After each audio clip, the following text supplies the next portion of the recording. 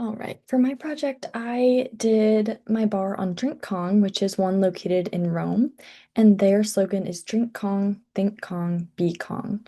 And this is to represent their modern and futuristic atmosphere.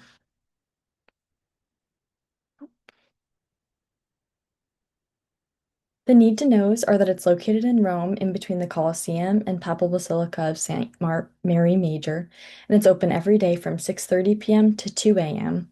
And I think it's important to note that you do have to make reservations about a month in advance, is what they say on their website. They are open currently post-COVID, despite closing briefly and reopening, with social distancing and increased safety protocols in mind. Let's see. Since then, they have dropped that though, and they no longer have the social distancing in place. And then I did include a picture of the map where they're located. And then I also included part of their menu, although most of their menu does consist of their drinks. The bar concept theme is futuristic modern in Rome with a focus on Japanese fusion and certain design aspects. They have sleek decor, velvet accents, and art. This bar is highly innovative, taking guests on a sensory-driven journey, as they like to say, and as said by the world's 50 best bar website. And they use that to describe this bar as well as their drinks and just the whole setting and atmosphere. They have a theme highlighting creativity through house-made syrups, garnishes, infused elements like saffron honey, and other drink components. And then the colors utilized in the design of Drink Calm psychologically lead people to make them feel thirstier, which in turn increases overall cover costs and desire to try specialty items. And this was discussed in, I think it was module 3, when we talked about the different colors that a bar or restaurant might be in order to encourage different things. For instance, red or white, which makes food look or the place seem really clean. Distinguishing factors of this bar.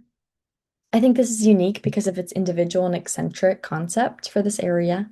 They do have this monkey right here, as you can see, as the logo, which is very out of the ordinary for this area.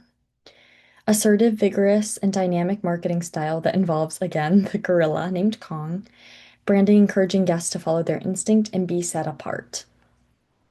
Their target market is going to be those over 18, which is the drinking age in Italy.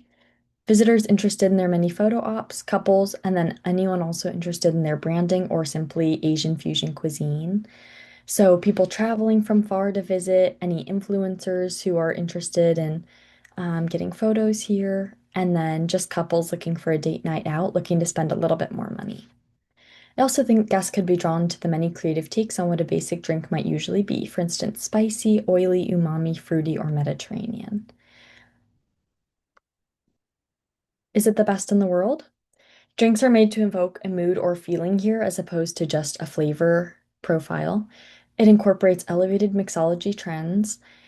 And then I believe this bar is considered to be one of the best in the world because of the owner, Patrick's uniquely creative drinks, huge market, and an interesting menu concept based on the word flux. Guests are told not what the drink is going to be, but simply what flavor components it consists of and what sensation it will offer.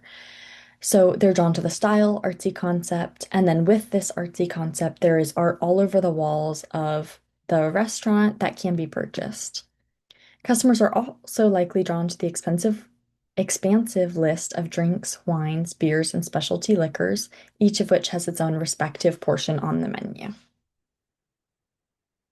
Critique and differentiation, and included another one of their logos right here that they put on shirts and hats.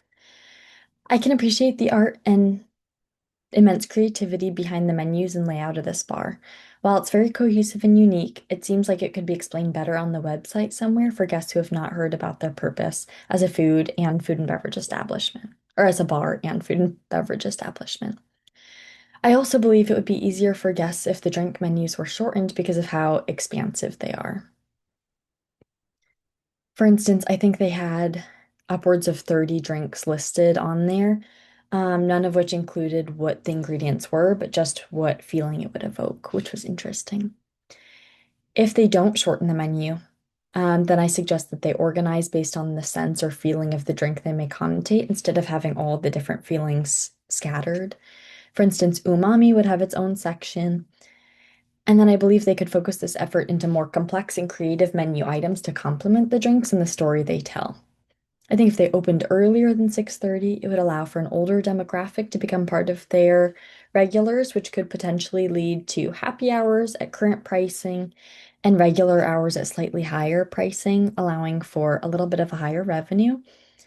And then I think seasonal options would be really neat. Food pairings, like I mentioned right here, where menu items could complement drinks. That would be neat. And then cocktail flights for those who want to try more than one thing.